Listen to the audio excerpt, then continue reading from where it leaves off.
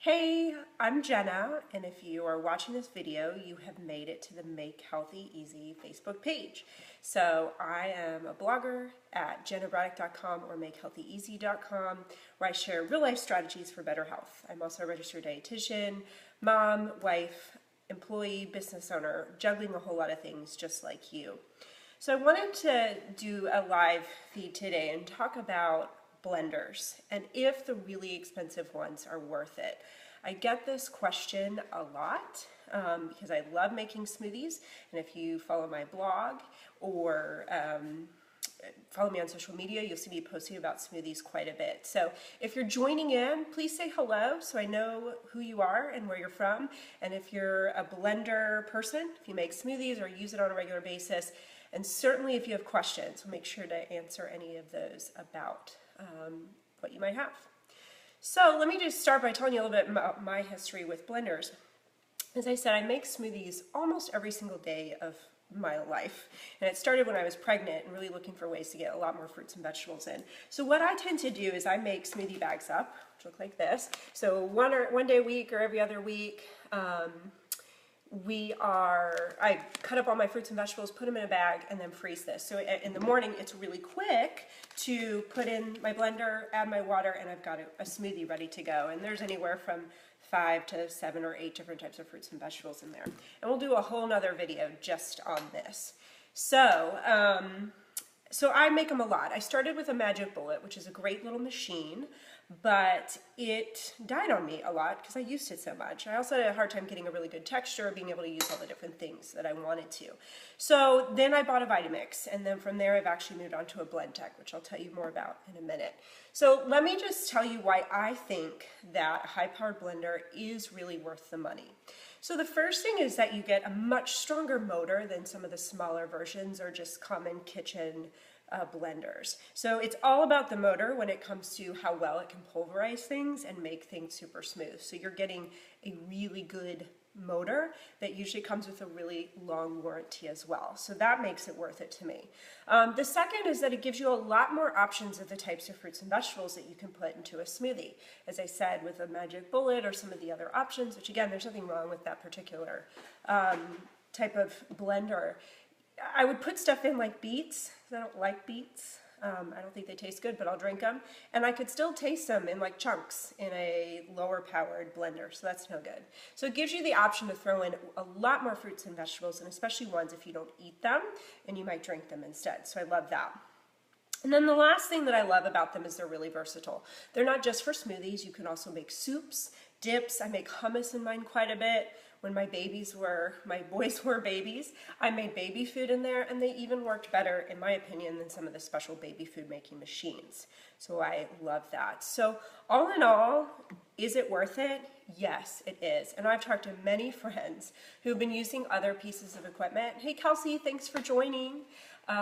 Who I told them the moment you make your first smoothie, you are going to be so glad that you purchased it, and it is always correct. It is always worth the money. So I know for some of you, you're thinking about what do I want for Christmas, maybe going through your wish list. I definitely recommend that you put one of these high-powered blenders on your wish list if you like making smoothies or just like to cook, really.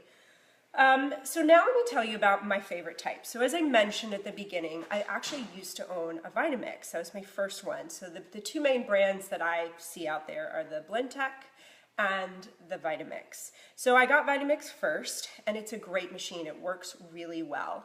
However, there are some problems with it that I didn't really love. So first, it was difficult to clean because there's so many ridges in the container. It also didn't fit under my counter unless you bought a more expensive version of it. The blades inside were sharp, and it's got a plunger that you use on top to make sure that things don't get stuck. And that was really annoying. You had to kind of man your machine. So now I have a Blendtec, and I did get this for free several years ago.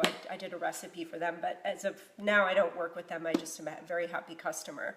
And let me tell you about why I love this Blendtec. So first of all, the interface is all digital. Okay, so I think you guys can see that.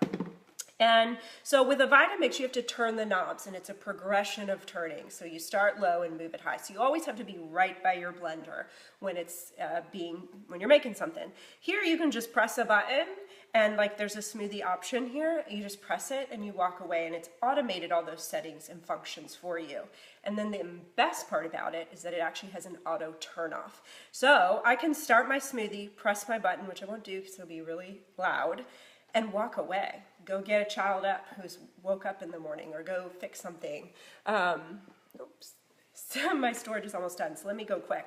The other thing I love is that the sides of this are all really easy to clean. As you can see, they're all flat, very easy to clean, so that's great. The other awesome thing if you have little kids is that this blade is completely dull. It's not sharp at all, so you're never going to cut, or no one has the option to even cut with that. There's no plunger as well, so I never have to worry about that. And then the other nice thing about this is it has a blender jar, which you can make small versions of things, or single serve and thicker stuff. So this is what I make my hummus in.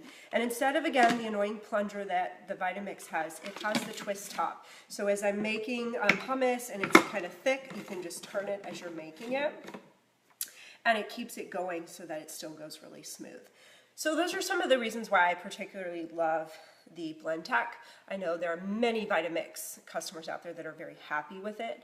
And like I said, I used it for a long time and it works great. I just had some frustrations with the design that I think Blendtec has really done a better job at design-wise. So all in all, definitely feel like this is a wise investment of your money.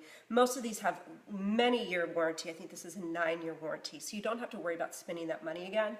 And you can also buy a refurbished version, which is a really great option as well. So, are there any questions out there before I sign off for today? Anyone have any questions about the blender type, or still not too sure if it's worth spending the money on?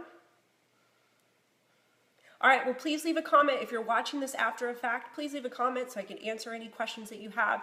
And if this was helpful for you, please share it on your Facebook page or with someone else who you think might be interested in finding out if a high-powered blender is right for them. So thanks so much for watching. Have an awesome day. I'll see you soon.